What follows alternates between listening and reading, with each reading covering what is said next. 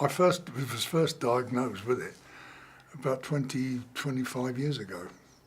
And it was most peculiar because I had nothing about this before, but I was up in Scotland caravanning. And we walked down to a lock and I couldn't get back up the hill.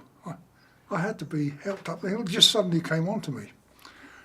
Went to the local doctor up there, and then I went to the Royal Berks and saw the specialist there, who said, after a lot of tests, he said, "You've got COPD." And I thought, what the heck's COPD? You know?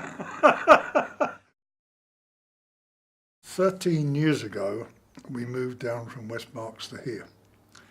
And I was fortunate enough, I got to the local surgery and got in with the nurse down there, who's apparently she's a specialist in the lung diseases, and she's been looking after me ever since. I was asked by the nurse whether I would go on a course for taking exercises for the COPD.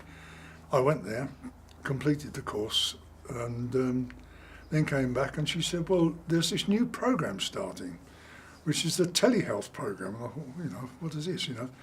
And so I said, yeah, I'll go on to it. So I started on the telehealth program, and I've been on it ever since. And I really do think that it does help. There's no question of that. The equipment I find is very, very good. It enables me to keep a check on me, which quite honestly I probably wouldn't have done. Let's be honest about it. First of all, it's a test for temperature. Then a test, which is the next one, which measures the oxygen level in the blood. And then the third one is weight, and the fourth one is, in fact, blood pressure. And I take these tests, they transfer them from the equipment into the iPad I've got, and then I just press a button and it's sent through to the nurse and also to NHS Dorset. Once a week she looks at when I send in the weekly results, she looks at the computer, and I do know she's looking at them, because if anything's slightly amiss, she'll come back, she'll on the phone to me and say, "How are you feeling? What is it you're doing?" and that sort of thing. And I think this gives you the reassurance. Otherwise, you might think, "Oh, wonder what my blood pressure is today." But if necessary, I can not only use that once a week, I can go and use it any time myself. With me now, I take a list of my weekly blood pressure to take readings. It's a 4-month reading of once a week. I take that to the consultant, who looks at that and thinks, "Oh, you know, it's certainly helped an awful lot." And I'm just wondering what I would do without it now.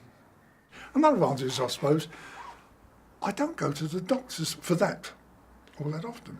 They're always talking about surgeries being overcrowded and people waiting. This stops me going to the surgery. With this equipment, he kind of takes care of himself. I don't think you would think about his health as much if he didn't have that.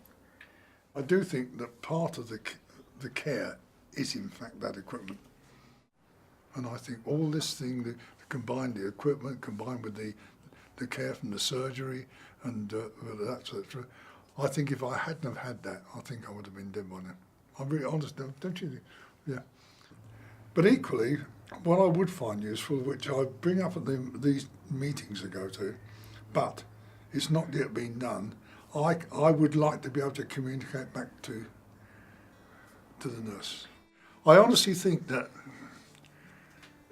has this equipment helped? Yes, I think it jolly well has. I think it's helped an awful lot. I'd be very sorry if it was withdrawn.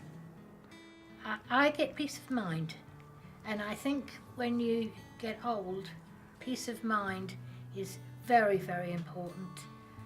Having that, to me, it's worth it, because the peace of mind that it gives you, we love it.